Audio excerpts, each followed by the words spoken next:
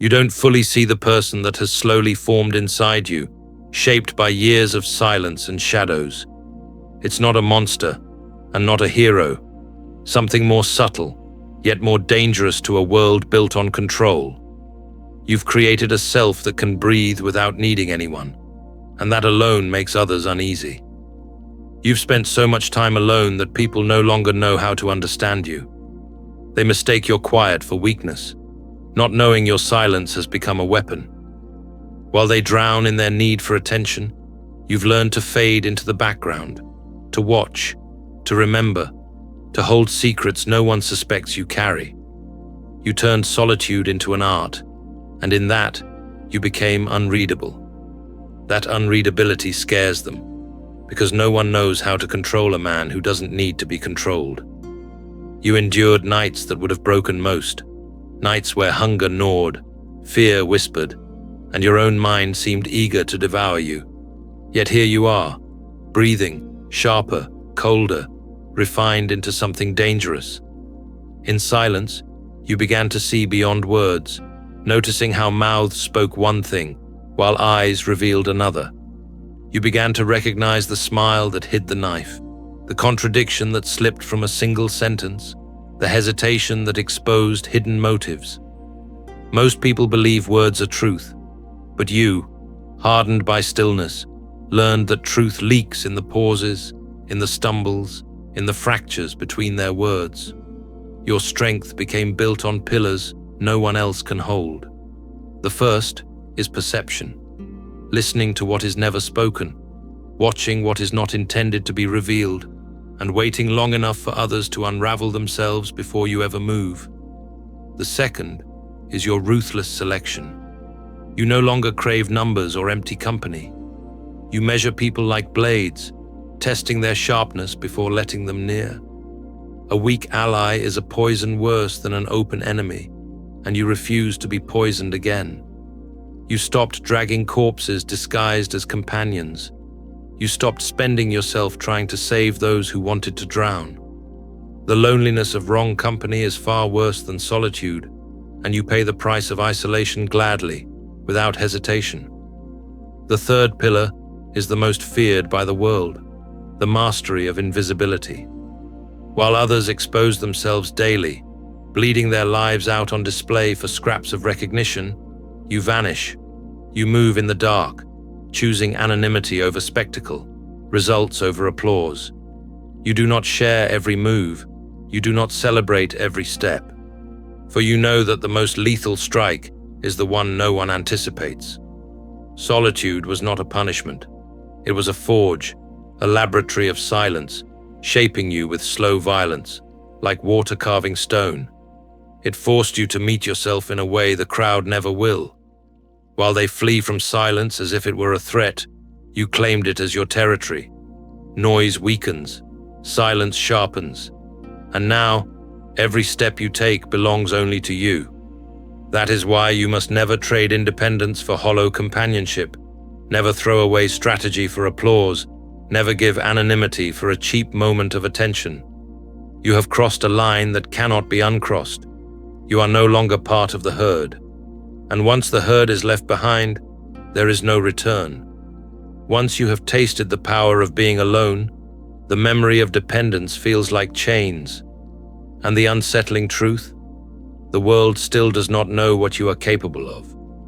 By the time they finally glimpse your power, it will already be too late. What you have become is dangerous, not because of violence, but because of mystery. You are unreadable, and what cannot be read cannot be controlled. People fear what they cannot classify. When they cannot predict your reactions, they begin inventing stories, whispering possibilities, fearing you might strike or dismiss them entirely. That uncertainty burns them alive. Do you know why? Because unpredictability is the highest wall any man can build around himself. A predictable man is already conquered. An unreadable man wins before the battle begins. But here lies the test, where many fall. The temptation of breaking your own silence, the anxiety of proving yourself, the restless need to announce that you are moving, growing, winning. That is the trap. Every time you announce the board you are playing on, you hand pieces to those who would rather you never win. That is why you learn to cage your ego. It thrashes, demanding to be seen, to be fed by applause, to taste the sweet poison of validation. But you do not let it rule you. You starve it into obedience, feed it just enough to keep it alive, never enough to give it power. In this discipline, another layer of strength emerges: strategic patience. You understand the difference between waiting with emptiness and waiting with intention. Dreamers announce their visions too soon and watch them die in the hands of others. Planners keep their mouths shut, and when they appear, they carry something so unshakable it cannot be ignored. Time became your weapon. Every second you withhold action, your adversaries waste themselves trying to decipher your absence. And when the time comes, you strike with the weight of years condensed into one move. Slowly, you begin to move outside the reach of ordinary men. They are still entangled in the nets of validation, approval, gossip, and judgment. They are pulled by every insult, every provocation, every whisper. But you float above it, operating on another frequency. You do not bite every hook. You do not bleed at every cut. You do not fight every enemy. You discovered that defending yourself endlessly drains you of the strength needed for real battles. The one who defends against all becomes exhausted. The one who ignores the irrelevant becomes untouchable. This is when solitude ceases to be exile and transforms into a fortress. Not isolation, but a command center.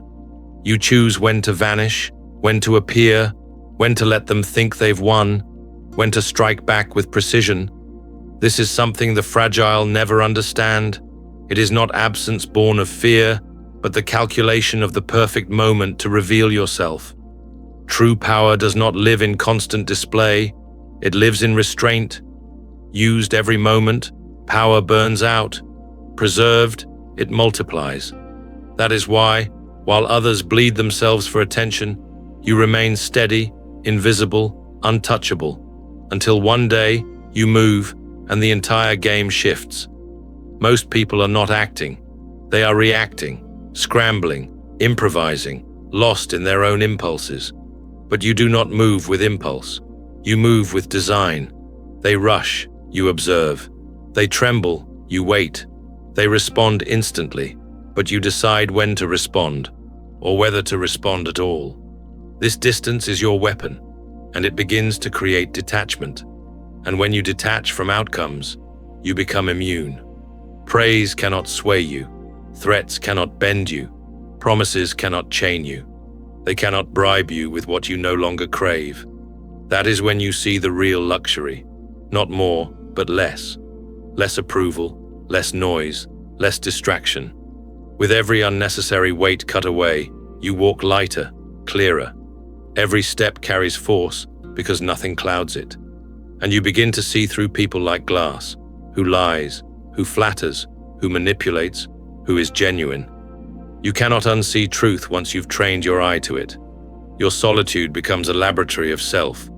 You dissect your flaws without mercy, not to punish, but to rebuild. You destroy what is weak inside you and construct what is unbreakable. You become the architect of your own soul and the executioner of your own illusions. While others need witnesses to believe in themselves, you can stand in an empty room and move mountains. For you know the world will not reward noise but precision. And so, while they scramble to scream louder, you sharpen in silence. And when you finally step into the light, what you bring will not need an introduction. It will not need applause. It will be undeniable. And then the silence itself begins to teach you. It whispers the truths that noise drowns out. It tells you that power does not come from proving, it comes from positioning. It shows you that victory is not taken by those who shout the loudest, but by those who know when to stay invisible until the world has no defense left. This is the hidden art you discovered in solitude, the art of shaping the board before the game even begins. You realize that not all battles are worth fighting. Many are traps dressed as opportunities, conflicts that drain your strength and prove nothing. The crowd rushes to them, thinking every fight is a chance to show their worth. But you learned that true strategy is not winning everything. It is choosing what is worth winning at all. Sometimes letting a battle pass is the sharpest strike, for while they exhaust themselves, you keep building unseen. You understood that silence is not absence, it is conservation. Conservation of energy, of focus, of weapons. And with this comes a deeper transformation. You no longer see power as something to display like a crown. You see it as a tool, something functional, something sharpened for use, not decoration. Most intoxicate themselves with the adrenaline of confrontation, chasing the illusion of dominance. But you know better. The loud king is the weakest, for he must constantly remind others that he is king. Real power breathes quietly. It hides in plain sight. It works without announcing itself. It does not need acknowledgement because its results are undeniable. This is why others now look at you differently. Some whisper about you as if you are an enigma. Others fear you as though you are a silent predator waiting in the tall grass. And yet, you are neither. You are not here to feed their stories. You are here to execute. That alone is enough to disturb them. For in a world addicted to performance, the one who no longer performs, but simply moves forward, becomes a ghost they cannot pin down. They sense you, but cannot touch you. They anticipate you, but cannot predict you. They fear you, though they may not understand why. What they do not realize is that your rebellion is not against them. It is against the game itself. You do not wish to play by their rules of applause and competition. You refuse to dance for approval. And that refusal is the most dangerous move of all, because it exposes the fragility of their world. It shows them that all their noise, their chasing, their hunger was never necessary. They could have lived free too. But they chose chains. You chose fire. You burned the bridge back, and now nothing ties you to their cage. In burning that bridge, you stepped into a freedom they cannot negotiate with. They cannot flatter you into obedience. They cannot threaten you into submission. They cannot predict you into irrelevance. You stepped outside the marketplace of emotions where everyone sells themselves cheap, trading their time, their energy, their identity for tokens of validation. You stopped trading. You became rare. And in that rarity, you became priceless. You learned that scarcity itself is power. You do not give your presence to everyone. You do not allow everyone to hear you, to see you, to touch your world. And this scarcity generates mystery, and mystery is the purest magnet of all. People crave what they cannot understand, and they tremble before what they cannot predict. By limiting access, you create value. By holding back, you build tension. And by remaining silent, you force the world to lean in, desperate to fill the void with their own guesses. But here lies the edge of the blade. You cannot break your own mystery. Every time you explain yourself, every time you justify, you fracture that invisible wall. Mystery lives only when you protect it. So you learn to lock your explanations inside, to let them wonder, to let them misinterpret. Their speculation wastes their time, while your silence multiplies your strength.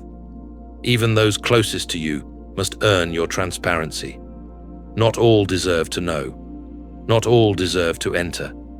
And when you hold this boundary, your power compounds.